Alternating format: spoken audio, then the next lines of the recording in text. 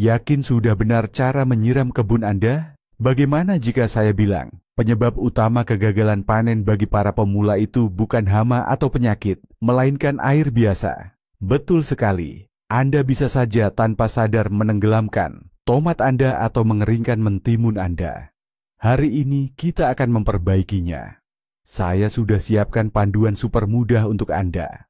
8 tanaman paling populer dan 8 aturan emas penyiraman untuk masing-masing. Tidak ada agronomika yang rumit, hanya instruksi yang jelas dan mudah dimengerti.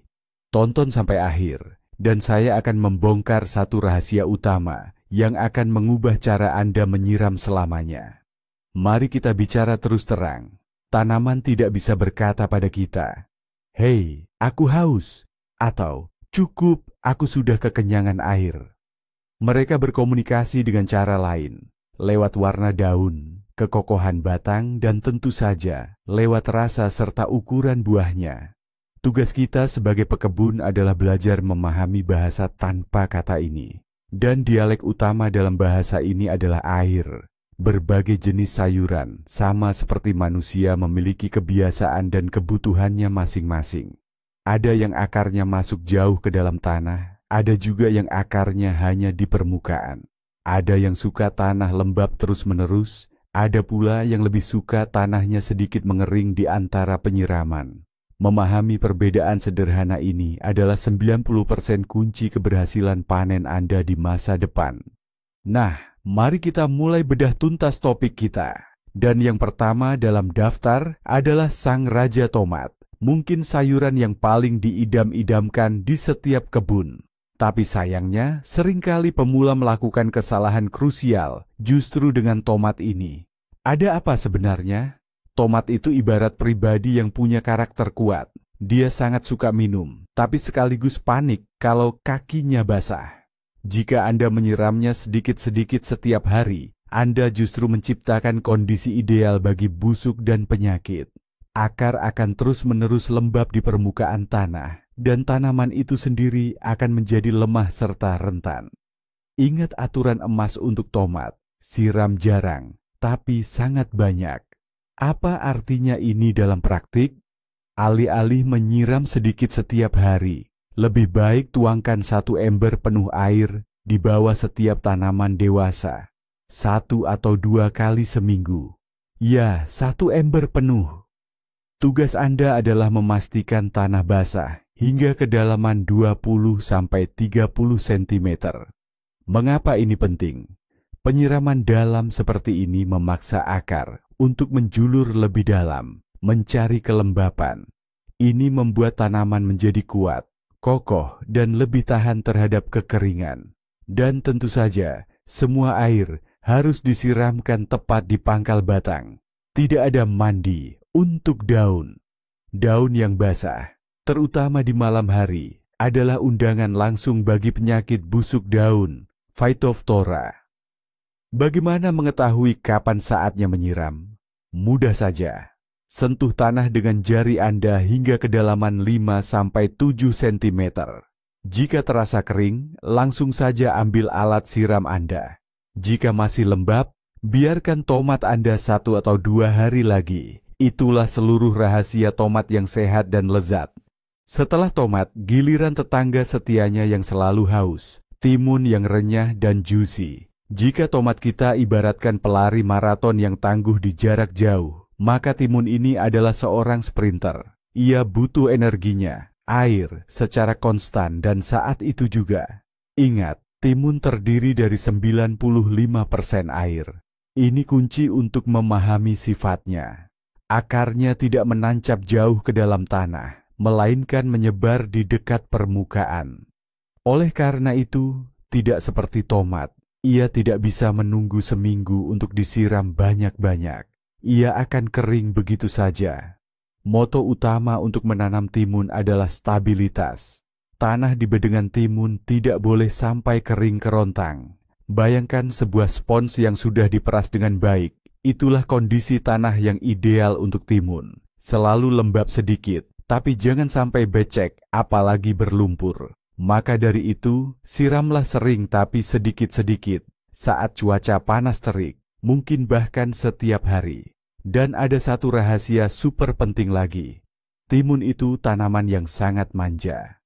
Mereka benci air dingin. Menyiram dengan air es dari sumur atau bor itu akan jadi stres besar bagi mereka.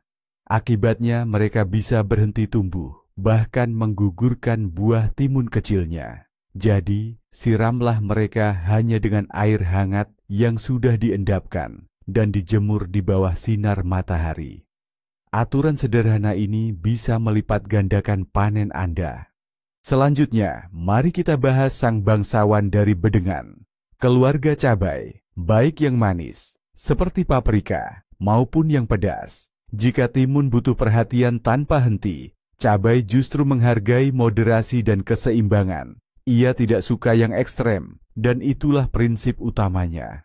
Bayangkan saja, cabai itu seperti tamu yang tidak suka dipaksa. Jika Anda menyiramnya berlebihan, sampai bedengan berubah jadi kolam atau rawa, ia pasti ngambek.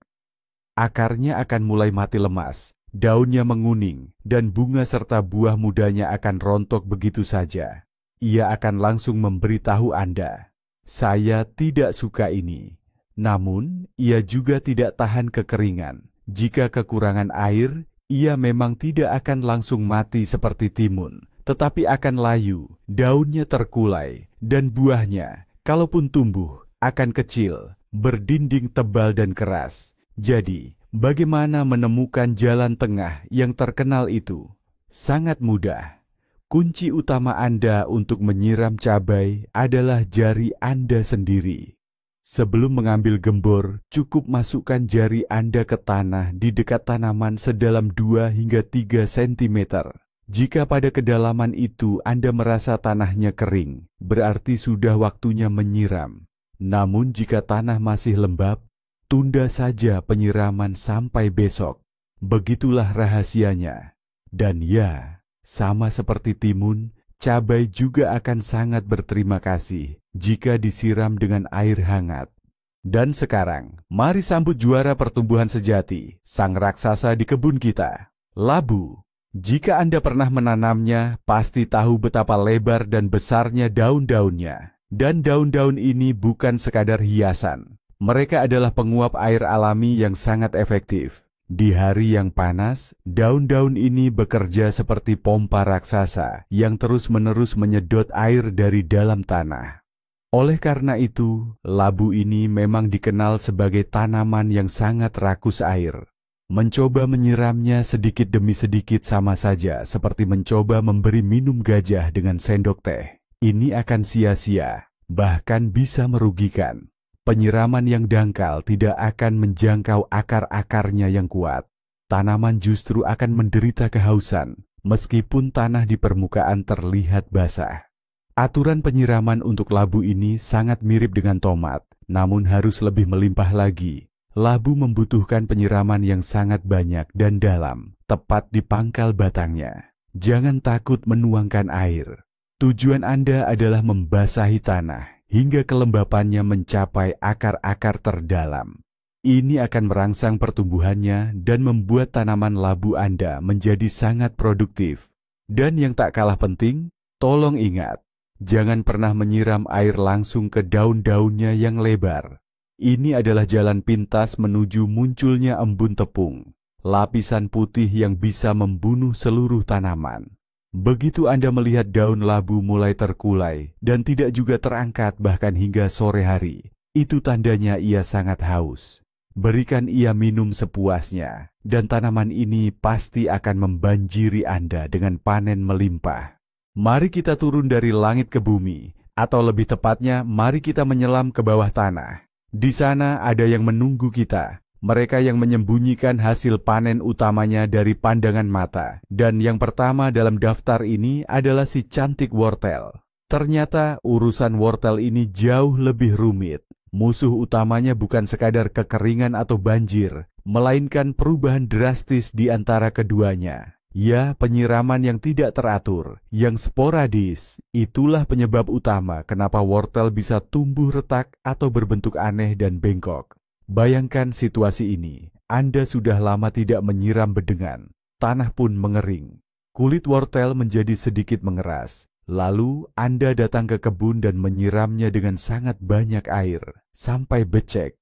Apa yang terjadi? Bagian dalam umbi yang juicy dan kaya air itu tiba-tiba tumbuh pesat karena melimpahnya air. Namun, kulit luarnya tidak sempat meregang mengikutinya. Hasilnya, retak. Wortel pun pecah.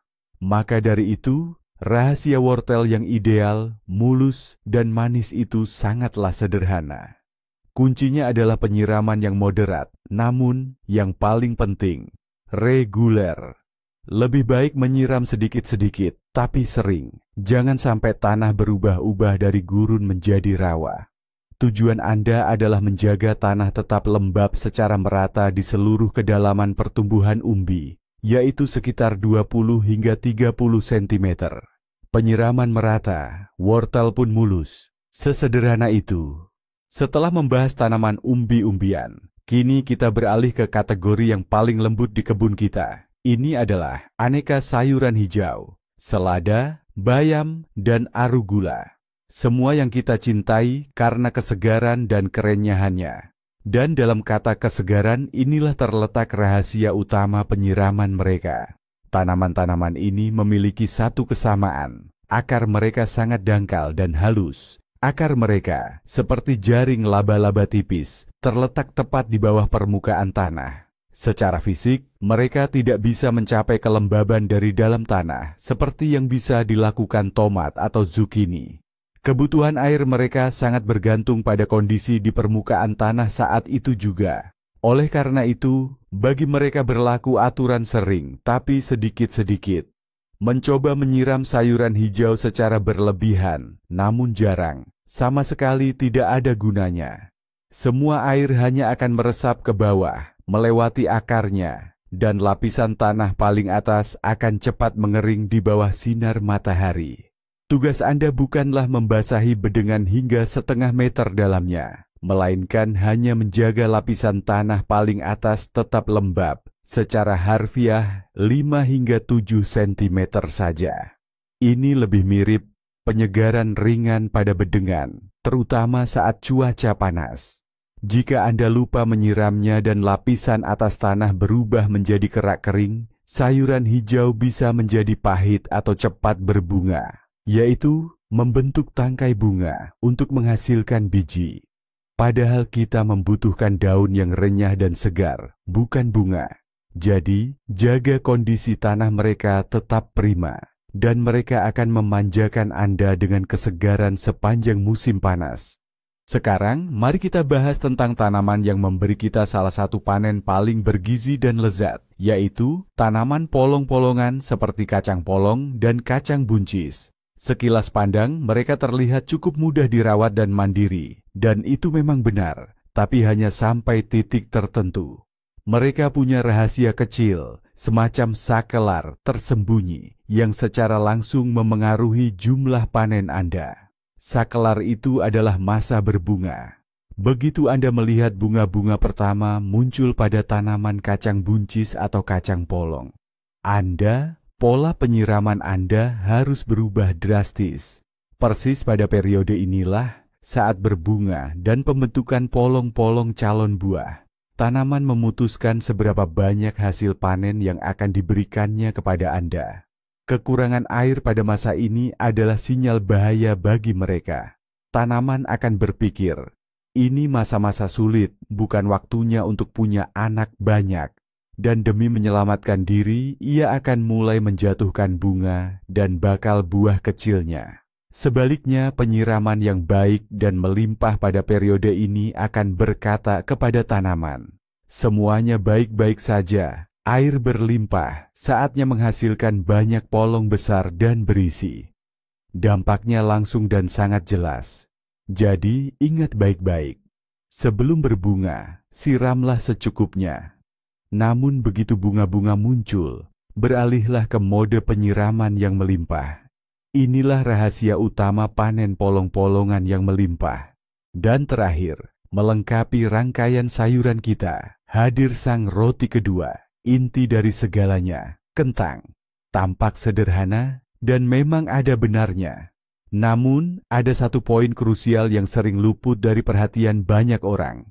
Poin ini bukan tentang bagaimana cara menyiram, melainkan kapan Anda harus benar-benar menghentikannya. Selama daun dan batang kentang masih hijau, lebat dan kuat, tanaman bekerja sangat aktif. Ia seperti pabrik kecil yang memproduksi nutrisi, lalu mengirimkannya ke bawah untuk memperbesar umbi.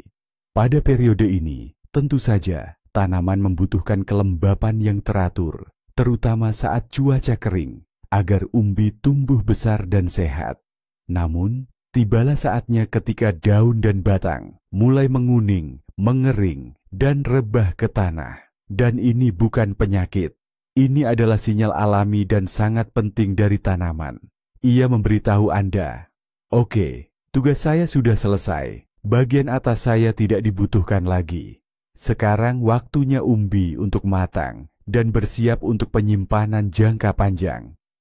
Dan tepat pada saat inilah penyiraman harus dihentikan sepenuhnya. Bukan hanya dikurangi, melainkan dihentikan total. Mengapa?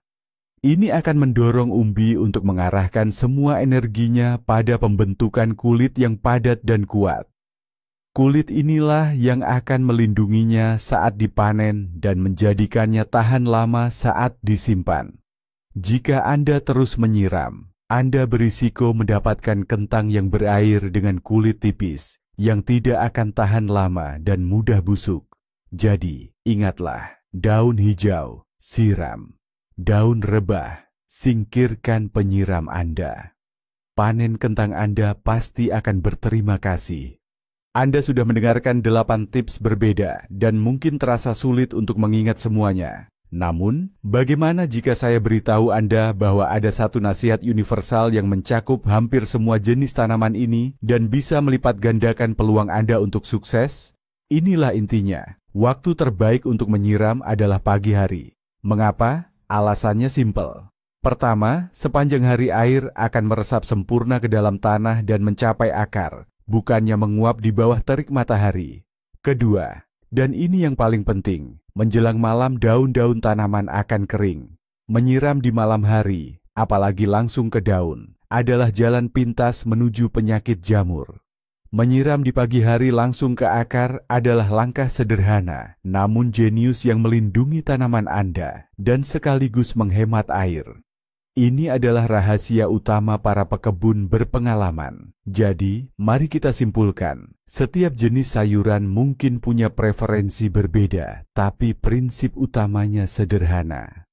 Dengarkan tanaman Anda dan siramlah di pagi hari. Arahkan air langsung ke akar, bukan ke daun. Tindakan sederhana ini akan menghindarkan Anda dari sebagian besar kesalahan yang sering dilakukan pemula.